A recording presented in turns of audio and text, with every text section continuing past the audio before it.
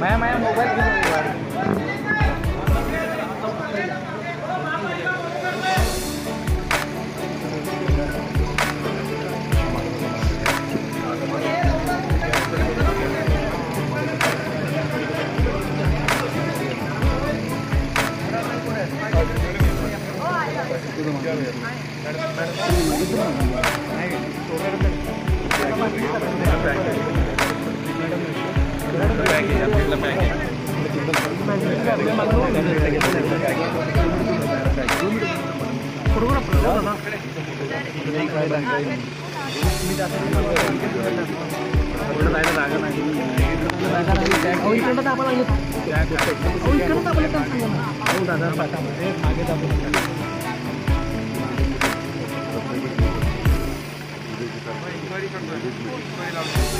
Mobile mobile रे दादा mobile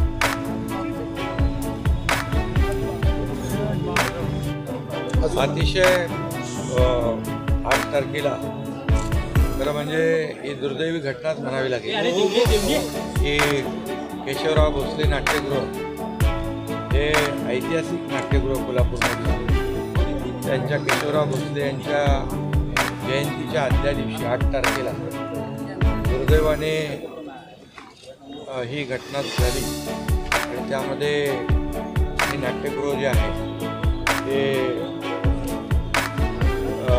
जळून खाक झालं. खरं म्हणजे नाट्यगृह अनेक असतात परंतु काही नाट्यगृह जे आहे त्याच्याशी कलावंतांचं आणि श्रोत्यांचं देखील एक जिव्हाळ्याचं नातं असतं आणि एक इमोशनल त्याला टच असतो, एक भावना असतात. तशा भावना या केशवराव भोसले नाट्यगृहाच्या बाबतीमध्ये या कोल्हापूरकर वासियांच्या आहेत आणि आमच्या देखील आहेत। खास हे नाट्यगृह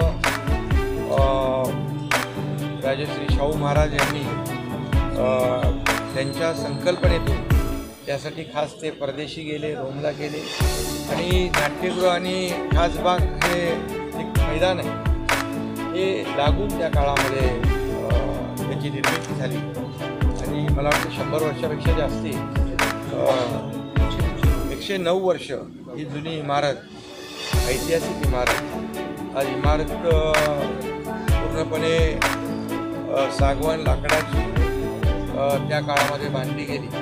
आजही तिचं स्ट्रक्चर पाहिल्यानंतर जी काय घडणावळ आहे ती पाहिल्यानंतर अशा वास्तू पुन्हा होणे नाही अशा प्रकारची घडणावळ त्या काळामध्ये केली। परंतु आता मी कलावंतांनाही भेटलो, अनेक लोक पुढे येत आहेत मदतीचा हात देण्यासाठी, किंवा एक त्यांचं म्हणणं पुन्हा केशवराव भोसले जशीच्या तसे आम्हाला पाहिजे। म्हणजे याचा अर्थ हे जे नाट्यगृह आहे ते नाट्यगृह जसं होतं पूर्वी तसंच पुन्हा उभं राहावं अशा प्रकारची भावना कलाकारांची, कलावंतांची आहे आणि त्याचबरोबर कोल्हापूरकर नागरिकांची देखील आहे। आणि म्हणून यामध्ये मला वाटतं जेवढे कलावंत आहेत ते कलावंतांनी कधी ना कधी या नाट्यगृहामध्ये आपलं कला पेश केली असेल, कला सादर केली असेल, आपले नाटकाचे शो केले असतील आणि त्यामुळे ह्याच्याशी फार जिव्हाळ्याचं नातं आहे। आणि म्हणून मला देखील खूप फोन आले, खूप मेसेजेस आले आणि जेव्हा हे 8 तारखेला ही घटना घडली त्यावेळेस देखील एक मनाला एक वेदनादायी ते चित्र आणि घटना होती। त्यामुळे आम्ही नक्कीच शासन हे सर्वसामान्यांना न्याय देणारं सरकार आपलं आहे माहिती आहे आणि कलावंतांचा देखील आदर करणार आहे आणि श्रोत्यांचाही आदर करणार आहे। म्हणून हे आताच मी त्या उभा असताना अनेक आर्किटेक्चर आले, कलावंत आले, ते सगळेजण येऊन पुढे याला एक सहकार्याची भावना त्यांनी दाखवली। याचा अर्थ या वास्तूशी त्यांचं अतिशय जे भावनिक नातं किती घट्ट होतं याचं एक प्रचिती येते आणि म्हणून याची संपूर्ण चौकशी देखील आपण लावलेली आहे। उच्चस्तरीय चौकशी होईल, फॉरेन्सिक लॅबची लोक या ठिकाणी टेक्निशियन देखील आज येऊन गेले, त्याच्यावर पोलीस देखील चौकशी करतात। ठीक आहे, हा चौकशीचा भाग आहे, त्याच्यातून जे काही निष्पन्न होईल त्याप्रमाणे का व्हायचं ते होईल, परंतु हे नाट्यगृह उभं राहणं पुन्हा हे महत्त्वाचं आहे आणि त्यामुळे आयुक्त आणि कलेक्टर यांनी मला माहिती दिलेली आहे की याचं इन्शुरन्स देखील काढला होता विमा, तो 5 कोटीचा विमा आहे आणि त्याचबरोबर या संपूर्ण जशी वास्तू होती तशी वास्तू पुन्हा उभी करण्यासाठी त्यांनी एस्टिमेशन केलेलं आहे 25 कोटीचं। त्यामुळे यामध्ये 20 कोटींची आवश्यकता आहे।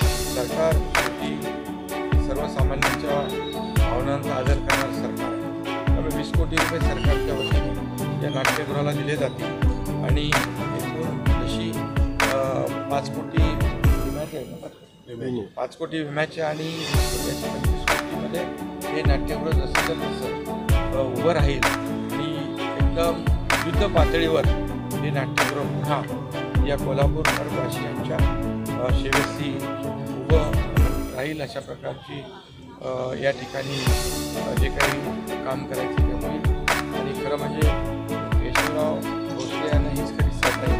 खरं तर या वास्तूचं ऐतिहासिक महत्त्व लक्षात घेता पुनर्बांधणी करण्यासाठी एक समिती नेमावी अशी मागणी संभाजीराजे यांनी केलेली होती। जर गरज पडली तर मी त्यामध्ये काम करायला तयार आहे। ठीक आहे, जे काही सहकार्य सगळ्यांचं घेऊनच हे वास्तू होईल आणि जिल्हाधिकारी आहेत, कलेक्टर आहेत, पालकमंत्री आहेत, सगळे आणि आपले लोकप्रतिनिधी आहेत, यामध्ये सर्वच योगदान देतील आणि जी काही भावना आहे पुन्हा जसंच्या तसं हे उभं राहावं ही भावना महत्त्वाची आणि त्या भावनेचं नक्की सरकार आता जसं कलावंतांनी सांगितलं की पुढची केशवरावांची जयंती याच नाट्यगृहात साजरी होते.